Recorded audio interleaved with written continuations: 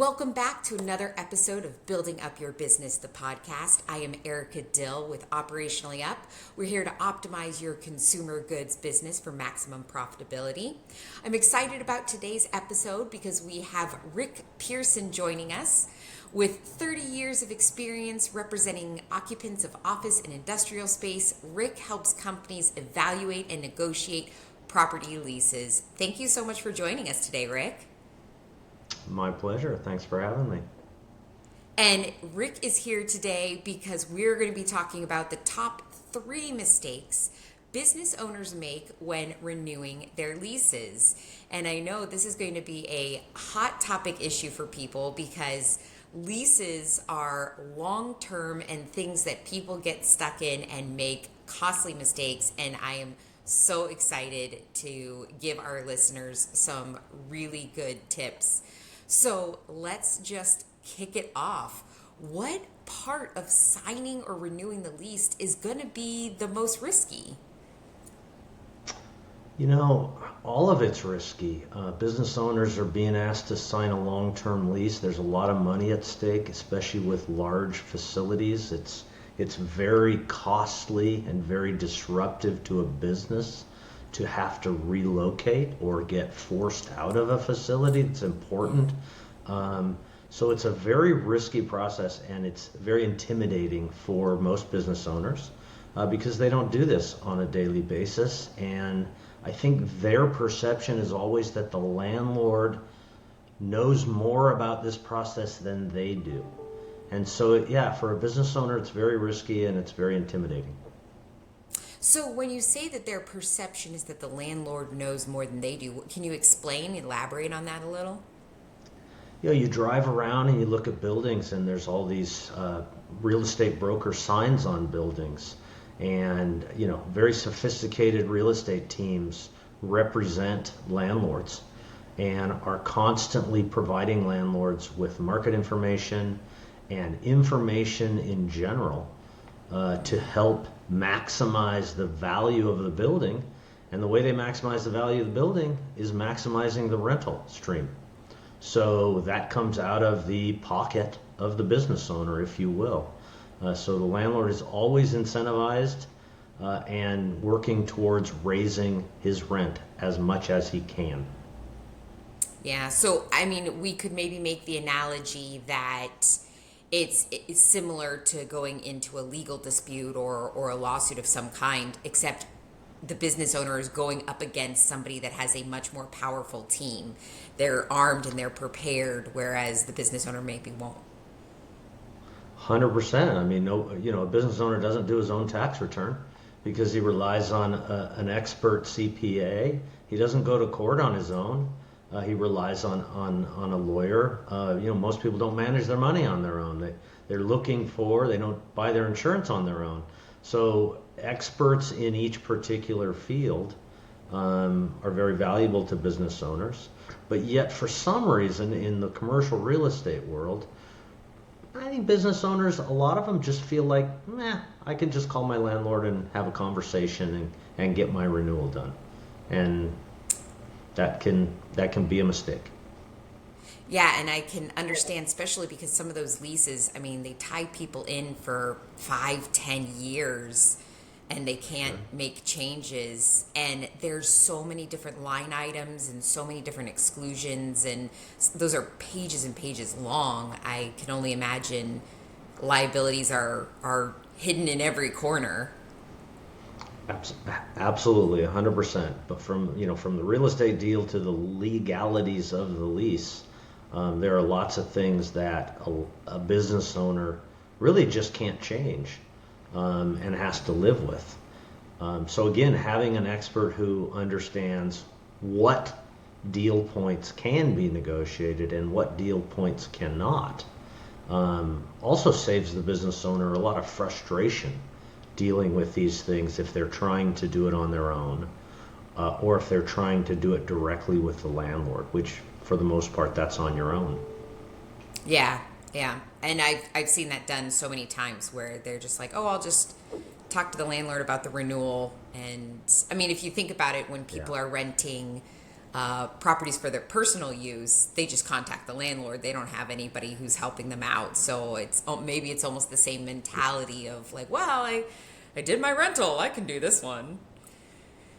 So, can you give us an 100%, example of maybe some like costly mistakes people have made in the past? I know we're going to get into the actual pitfalls themselves, but can you give some examples of what people have gotten themselves into?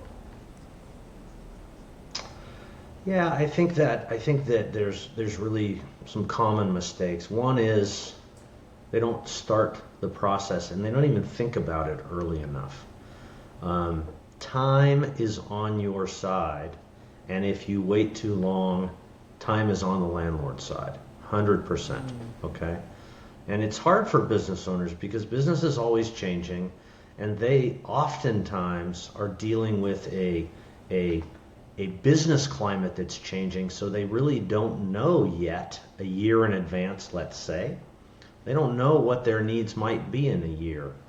But you have to go on what you know, you have to make a plan, and you have to start the process of thinking about what you're going to do at least a year in advance. It really depends on the size and the infrastructure of your facility. Some facilities could take 2 years to relocate if they had to. Some facilities are a little easier, like office space is easier to relocate than an industrial facility that might have machines and stuff like that take a long time to relocate. So I see that all the time. I see business owners not leaving enough time to go through the process properly, which in essence is creating leverage. And the reason they don't do that is because in their mind they're not moving, so they don't need to allow time for relocating. But that flips the switch for the landlord, because if you don't have time to relocate, the landlord has more leverage than you do. So if you start the process earlier, even if you don't plan on relocating or don't want to relocate, you at least level the playing field with the leverage with the landlord. So that's one very common mistake that I see, is people come to me with 3 months left on their lease and they say, what can you do for me? And at that point in time, there's not a lot that anybody can do to help create leverage. Okay. Well, and it's So almost that's one. like the best way to approach that is to think about, okay, how long would it take you to actually relocate and move? And then you need to negotiate your lease accordingly. So like you said, if you have a lot of, heavy machinery that's installed, or a lot of power that's already run, or different requirements, and it's going to take you 2 years to move, you probably are negotiating your lease 2.5 years ahead of time. 100%, 100%, and that's challenging. Also, industrial facilities are much more challenging than office spaces, because office space is kind of a dime a dozen. There's a lot of buildings, and all the office space has lights and air conditioning, and I can put people in there. But every industrial building is not the same.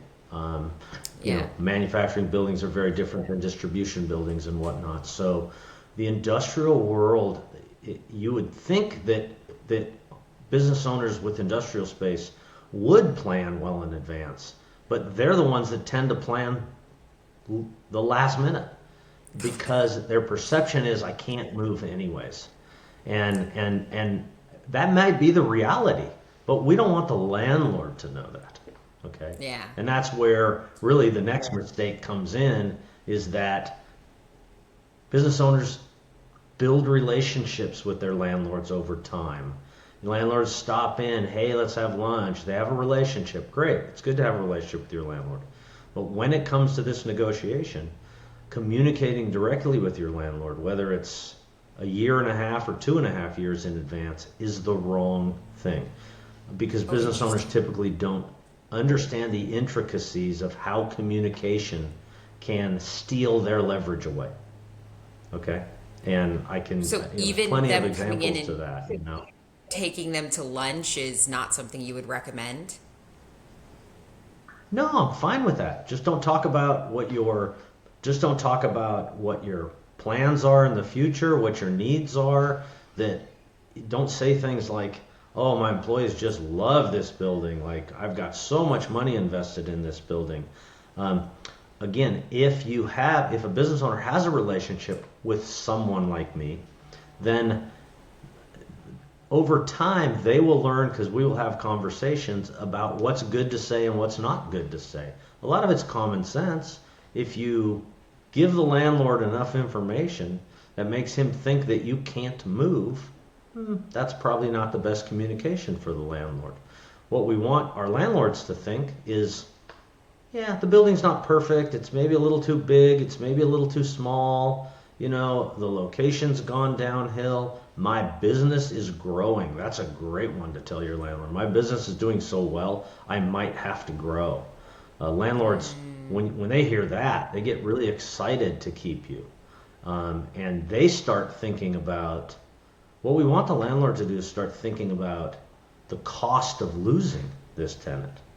Because it costs a landlord a lot when they lose a tenant. They have to hire a broker, they have to get it released, and they most of the time have a lot of downtime. That's hard dollars to the landlord. So we just want them to think about the cost of replacing us, just like we're thinking about the cost of moving. So again, it kind of goes back to that legal analogy that I was using earlier. It's all a negotiation tactic, and there's certain things that you want to be careful about saying or not saying, and certain tactics that you can use to set yourself up for a better renewal. Yep, 100%. I mean, I love a situation where my client says, this facility works just fine, but I could use a little more space, or I could use a little less space. So I'm looking to have you help me go to the market and look for what else is out there. That's an ideal situation, because the truth creates the leverage for me. And that is, we go out and we look at buildings and we create a competitive negotiation with our current landlord. That's the best situation. Oftentimes, that is what happens with business owners. They are smart enough to say, hey, I want to go look and see what's out there, because whatever I end up negotiating in my building, I want to be sure it's fair and it's consistent with the market. And so that's a great situation. But a lot of business owners, again, they're just thinking, I can't afford to move. Therefore, they're not thinking about going out to the market. They're calling me 3 months before and saying, can you get me a real great deal on my renewal? Or they're negotiating directly with their landlord on their own, in which case, there's no leverage there. They're going to have to agree to whatever the landlord puts in front of them in most cases. Yeah, and that makes sense. So I think there's a third tip, right? What's our third tip for people? Yeah, it's important to understand that every broker's not the same. Oh, interesting. In the real estate, in the commercial real estate world, brokers are brought up and they're trained to represent the landlords. Very few of us are in this tenant rep world where we are trained to represent the occupants. There are many more now than there used to be, but there's a lot of brokers who their bread and butter is the landlords. They have signs up in front of landlords' buildings. They're always trying to get listings from landlords. But they will also say, I can represent a tenant just as good as anybody else. So what happens there is the bread and butter, like I said, is by the landlords. And even if this broker doesn't represent your landlord on your building, a landlord broker is probably not the best person to represent the business owner, because he might represent the landlord on another building. And you just don't want any incentive for that broker to keep you in the building. You want your broker to not care what building you go to, not what landlord you go to. No bias. You want him to completely work for you, and even if he represents other landlords, he's just trained differently. He's trained to help landlords get more money for their buildings, and so and he might not be as well trained about helping you figure out what your needs are as a pure tenant broker. So I think a lot of business owners make the mistake of thinking that every broker, if they're a commercial industrial broker, is going to do the same service. That is not accurate in my opinion. I think you find yourself a really good broker who specializes in representing tenants, and there are plenty of them out there. And interview a couple and pick the one that you have the best connection with for that particular market. So it's almost, and I love going back to this legal analogy because it almost sounds like a perfect fit. So it's almost like you have an employment dispute, and if you need to get an attorney, there's two different types of attorneys, right? There's ones that represent the employer and one that represents the employee, and you're not going to go to somebody as a company who represents employees and employ them as an attorney. You're going to go to a very specific attorney that's fit for your needs. So it's the same thing with brokers. Yeah, in fact, when you go hire a lawyer, the first thing that they do is run a conflict check to see if they've ever represented that other company that you're going to be negotiating with. Because, yeah, that's exactly right. But in the real estate business, brokers seem to think they can represent both sides of a transaction. And I've never understood that, which is one of the reasons I have always represented only tenants, and I've turned away opportunities to represent landlords because, in my opinion, it is a conflict of interest. But the real estate world is okay with it. So we need to deal with that. But as a business owner, yes, find someone where you know there's never going to be a conflict of interest. Not only is there not a conflict of interest today, but there's never going to be a conflict of interest. And that's a very safe bet for somebody to help represent you, really. Yeah. So, I mean, my first gut instinct as a company or a business owner, I would be like, well, I'm already trying to negotiate the lease because I'm trying to save money. How much does a broker cost? So can you help us understand how much they would have to pay for a broker? So the business owner doesn't pay anything for a broker. That's the other thing that's kind of unique about the consulting services that we provide. If you go buy a house and you have a broker, the broker who is selling the house is going to split his commission with your broker. It's the same thing in the commercial industrial real estate world. So it seems odd, but I get paid by the landlord. But I only represent the business owner. This is a dream scenario for any business owner because they're going to get the best representation possible and they don't have to pay a dime for it. I don't think there's a downside to it. I really don't. I spend a lot of time talking to people about this, and about the only thing you ever might hear is that, well, if the landlord's paying you, then it's coming out of the rent I'm paying. So if I don't have you, then I should be able to negotiate a better deal. Okay? And I get the logic behind that. In reality, the commission is such a small percentage of the overall consideration that you're paying in rent. If an experienced tenant broker can't save you 5% or 10%, which is well in excess of what his fee might be, then he's doing something wrong. Leverage goes a long way in our world.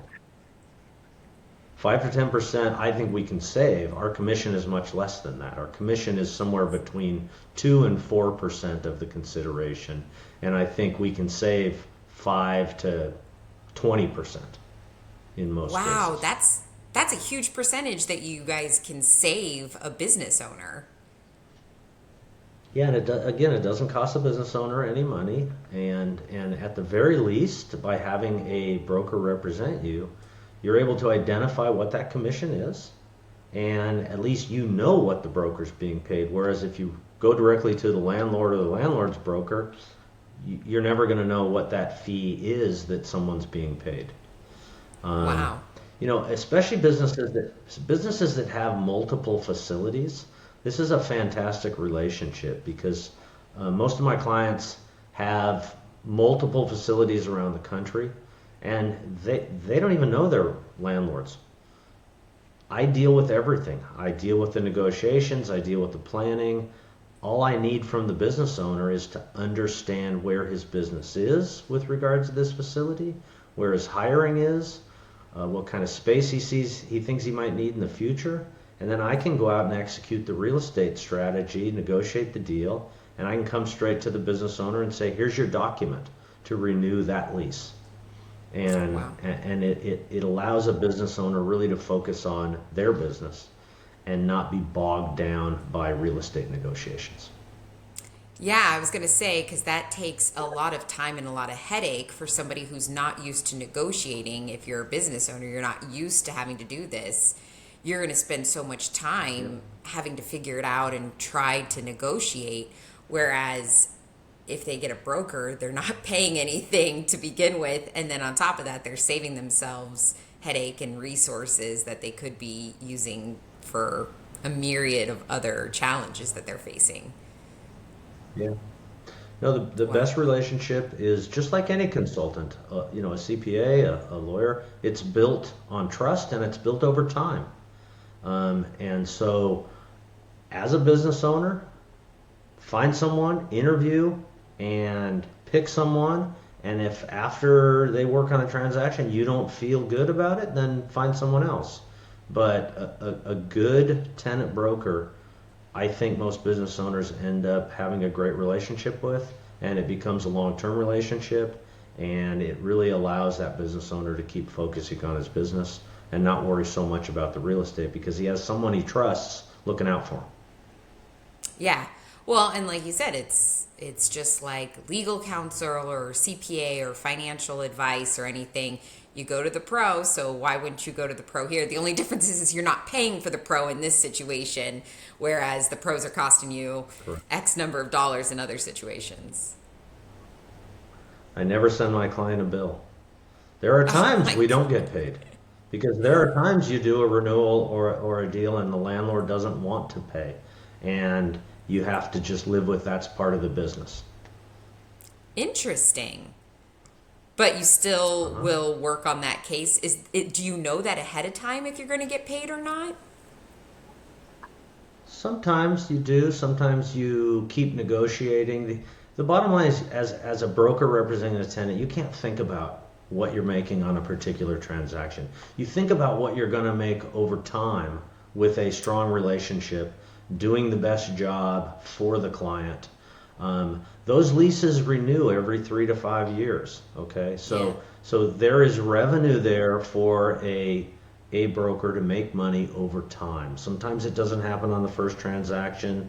Maybe a company has 5 facilities, and there's that one facility that's got an old school landlord who just won't pay on a renewal because and so you just live with that. It's part of the business, and hopefully you're doing hopefully you as the broker can just put your tenant hat on and do what's best for that tenant all the time. And if you do and you do a good job, you're gonna create revenue for yourself over time. I think that's really refreshing for our listeners to hear is that going with a broker for a renewal is not going and partnering with some money hungry greedy person, that they're really there to help the tenant and help the business owner. I don't think business owners are used to hearing that. I think they're used to being in situations where they're more likely to get taken advantage of. So I think it's really refreshing to hear that there is actually a service out there that they aren't paying Yeah. for, that is really vested in building that relationship, and looking at representing them. I can't think of another scenario that I've heard of recently that is that beneficial to the business owner. I'm sure there's a lot of people in my industry that don't feel that way as well, Erica. You Um, know, everybody has to pay their bills, and I think sometimes experience is good. If you can find someone who's experienced and who has had a level of success, it's almost like with a broker, you want someone who's experienced and has a level of success, but they're not the top guy in the office because those top revenue earners are earning that top revenue because all they're doing is generating revenue and they're not working for free ever. It's those middle tier people that have the flexibility to, I guess, do it right. Do the right job for people without worrying about the money. Our industry sometimes has a bad reputation about being greedy on commissions, and no, I won't do anything unless I know I'm going to get paid. While there's some logic to that, if you're young and you're trying to build your business, it doesn't always work for your client, the business owner, to put your dollars first. And I think the best tenant rep brokers in this industry are the guys who have figured out that I'm going to represent my client and I'm going to do the best. And if I get money, great. I usually do. But if I don't, then I chalk it up as some business development and some goodwill expense. I'll get the next one. So that really does. And that's proven true in my. It's absolutely proven true in my business. I've been doing this longer than 30 years, and I have clients that I've had for 25 years, and I've been working on their leases over and over and over. And sure, sometimes you don't get paid, but over time, over the career, those clients have created revenue for me. So that really does come down to finding that right broker fit for you as a business owner, because you're building that relationship for 25 years. And so having that person, like you're saying, the middle market tenant brokers that are really invested in them, that's where finding that relationship really is a perfect example. I think so. Yeah, I absolutely do. This has been so enlightening, and I'm sure listeners are going to be thrilled. I was actually just talking to somebody the other day about how this is a thorn in business owners' paws. So hopefully we were able to answer their questions and put their mind at ease. If somebody does have questions after this podcast, I think you mentioned they can call you, email you, or stalk you on LinkedIn. Are those all good for you? Any of the above. Any of the Perfect. above. I'm constantly having conversations with people. That's great. We'll put Rick's contact information in the description of this podcast so that if you do have any questions, you can reach out and get a little bit more information. And thank you so much for joining us today, Rick. Thank you for having me, Erica. This was a lot of fun, and I hope it was interesting for people. New perspective on some things. Yeah, I mean, it definitely, it gave me things to think about that I didn't quite know beforehand. So that's really good. And I think if you can learn one thing, it's always a good day. So thank you for all joining us today for another episode of Building Up Your Business, the podcast. We're glad that you were able to join. Remember, from bombs to order fulfillment, from marketing to taxes, learn the stuff from the pros before you step in it. And we're so glad to have Rick, our pro, today. Join us next time for another episode of Building Up Your Business. Again, I'm Erica Dill, your host from Operationally Up, and we will catch you on our next episode. Have a great day.